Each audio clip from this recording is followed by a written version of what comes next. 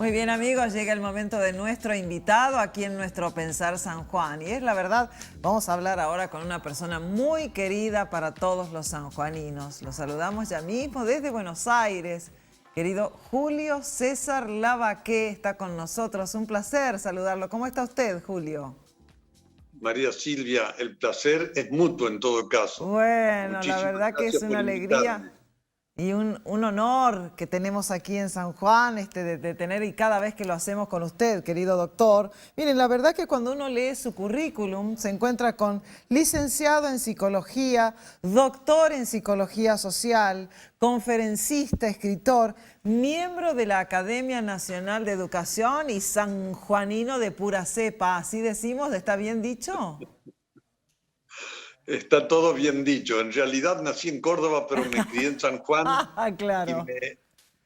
me llené del paisaje de San Juan, del espíritu de San Juan, de modo que siempre he sentido que era sanjuanino. Claro que sí, nosotros desde luego.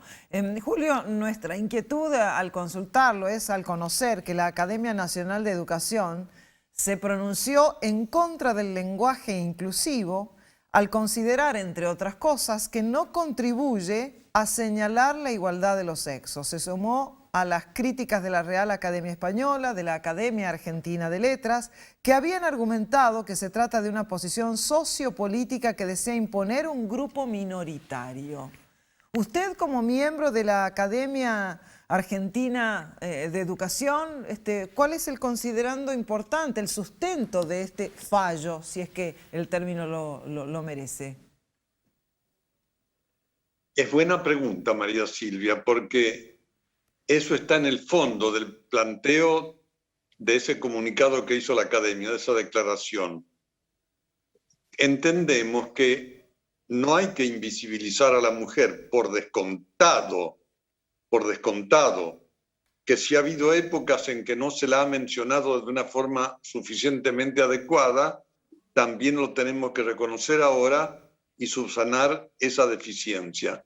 Pero de ahí a marcar tan insistentemente la distancia con el varón o la diferencia con el varón, da la sensación de que apunta a algo que ya tiene un cariz ideológico que tiene que ver con la oposición de los sexos y en el último instante del análisis a la lucha entre varón y mujer, en lugar de hablar con un lenguaje que sea realmente inclusivo, porque nos habitúa a pensarnos compartiendo la vida, para lo cual hemos sido llamados desde la creación de la especie.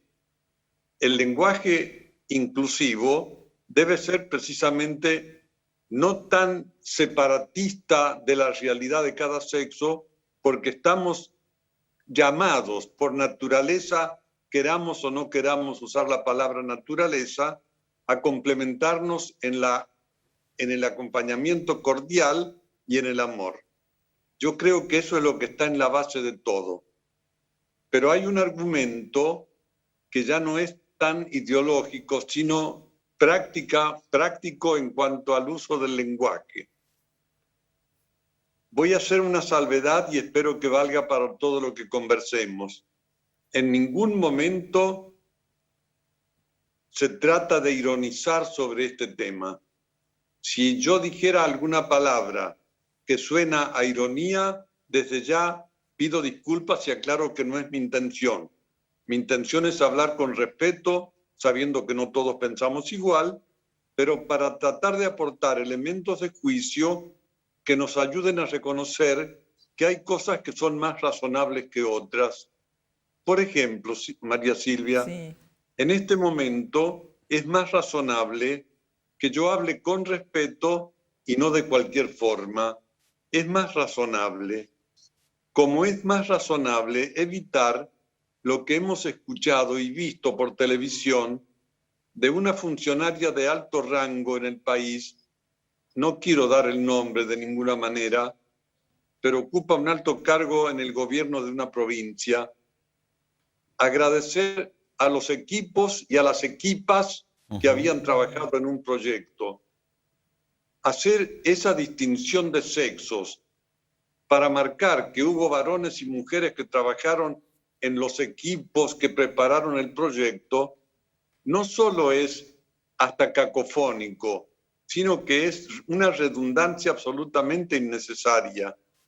De modo que desde los dos puntos de vista parecería o es que el lenguaje llamado inclusivo en realidad no cumple la función para la cual se cree que se debe crear.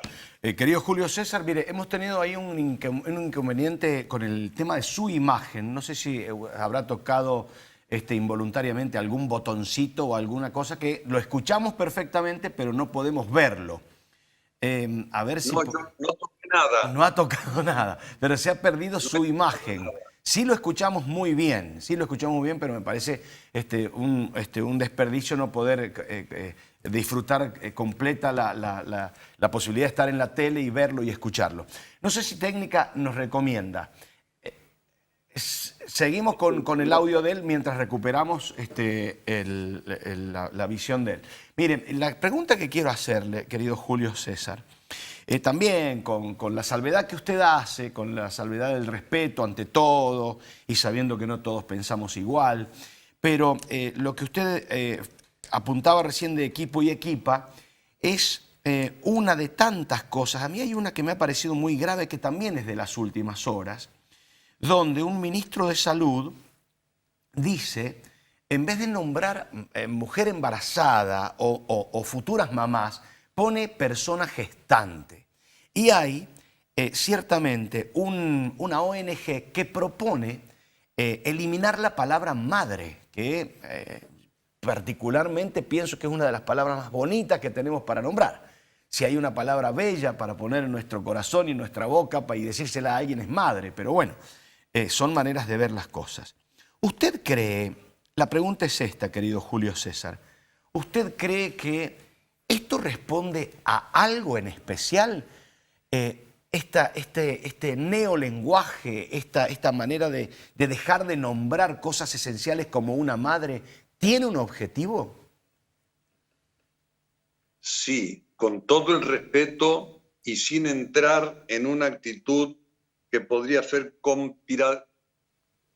conspirativismo, en pensar que alguien está conspirando contra nosotros, hay que sospechar que eso tiene un trasfondo ideológico. Y cuando decimos ideológico, estamos hablando de ideología. Y cuando hablamos de ideología, estamos hablando de algo que es una lectura parcial y subjetiva de la realidad. Es muy diferente hablar de ideología que de ciencia. La ciencia trata de abarcar toda la realidad. La ideología toma una parte y subjetivamente la convierte en interpretación de toda la realidad. Lo que hay en el fondo de todo esto, que lo venimos viendo quienes estamos siguiendo el transcurso de las ideas desde un tiempo largo a esta parte, es que hay toda una campaña tendiente a limitar los nacimientos, tendiente al control de la población y tendiente al control del pensamiento de la población. Lo había visto por ese lado, ¿no? No escuché bien. Que no lo había analizado desde ese lugar. Es parte también de promover el control de la natalidad. El control de la natalidad. Claro, eliminando la palabra madre, estamos desconociendo la profundidad de la seriedad del cuerpo de la mujer.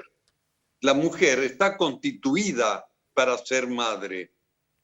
Cuando uno ve la maravilla de los órganos sexuales femeninos, cuando uno ve la maravilla del funcionamiento endocrino de la mujer, queda pasmado.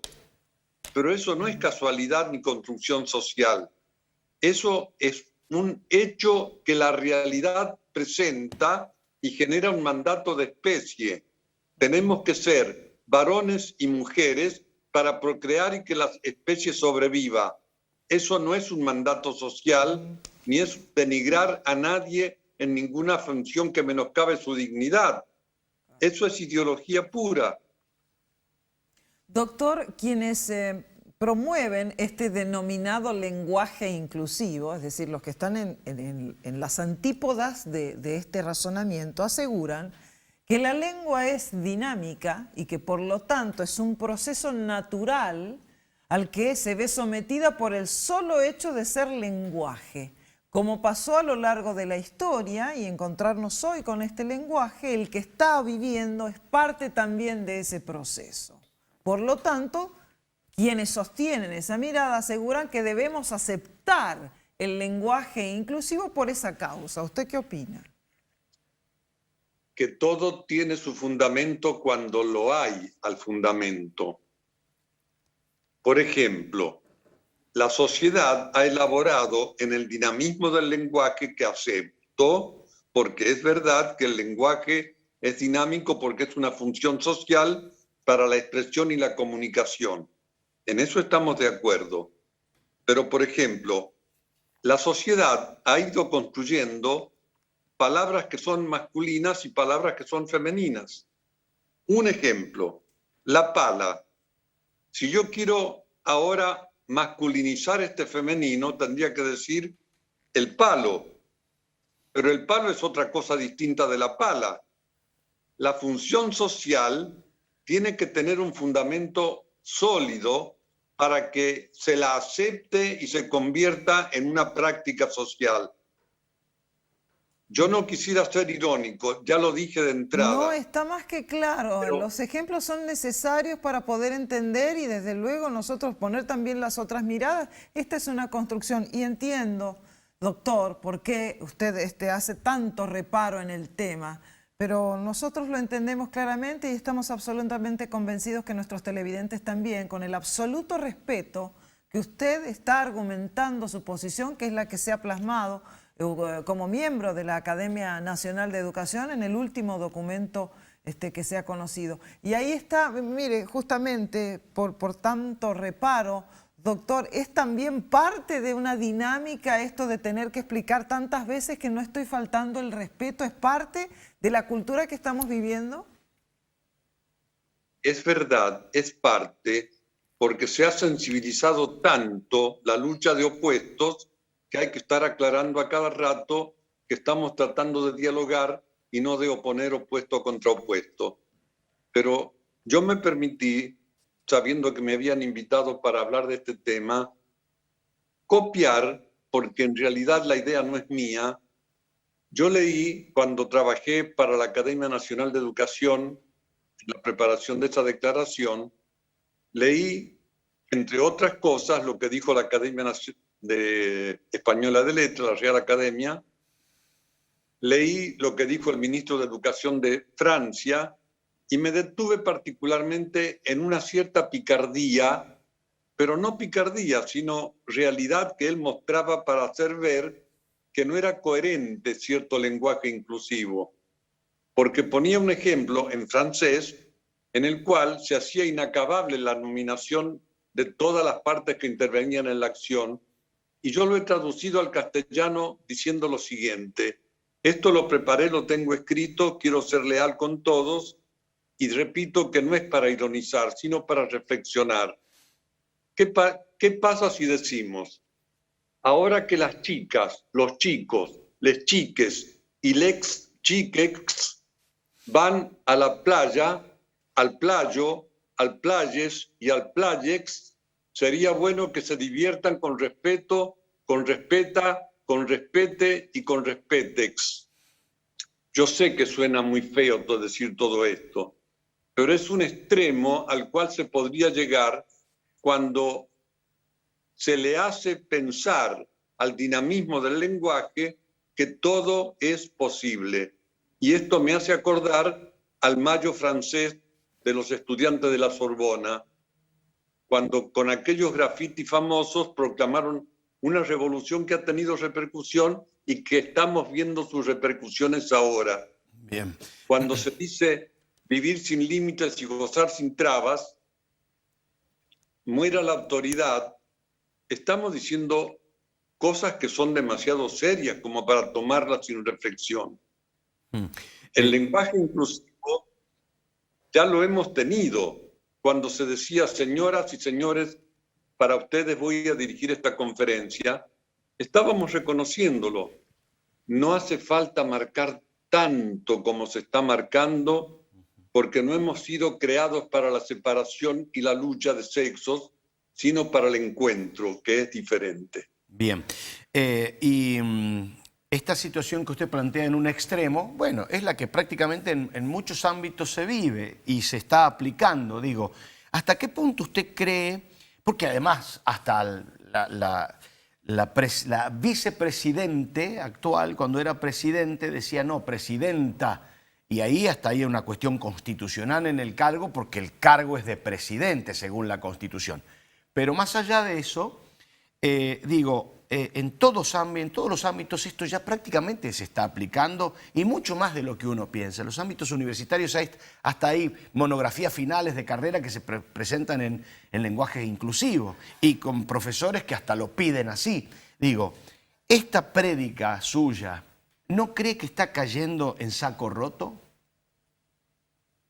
Tenemos que hacer lo posible para ayudarnos mutuamente a reflexionar. Porque lo que ha mencionado usted, mi querido amigo periodista, es ni más ni menos que la imposición de un pensamiento único. Y ya sabemos todo lo que significa que nos obliguen a pensar con un pensamiento único, porque de ahí al totalitarismo hay un solo paso. Claro y contundente. Perfecto. Esta denominación que hemos conocido, es decir, esta pronunciación, este documento firmado por la Academia Nacional de Educación, tiene carácter de conminativo, es decir, a ver, es una opinión que se puede tomar, el Ministerio de Educación puede opinar al respecto de lo decidido por la Academia. La Academia no tiene autoridad para imponer nada, pero tiene la responsabilidad de opinar para generar la reflexión. Y eso es lo que ha hecho respetuosamente con esta declaración y con alguna más que va a aparecer en los días siguientes. Cuéntenos. Sobre temas similares. No puedo adelantarlo porque sería desleal con el trabajo de la Academia, pero se va a conocer en los próximos días. ¿Pero está relacionado con el lenguaje?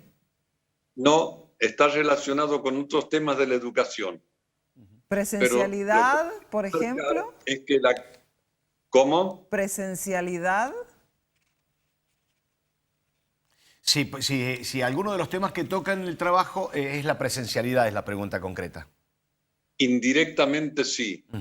Sí, pero no puedo adelantar nada hasta que no sea publicada porque no sería leal de mi parte. Pero y sí, les pido que me... No, está muy bien, entiendo, lo eximimos de eso, sí, querido sí. Julio César.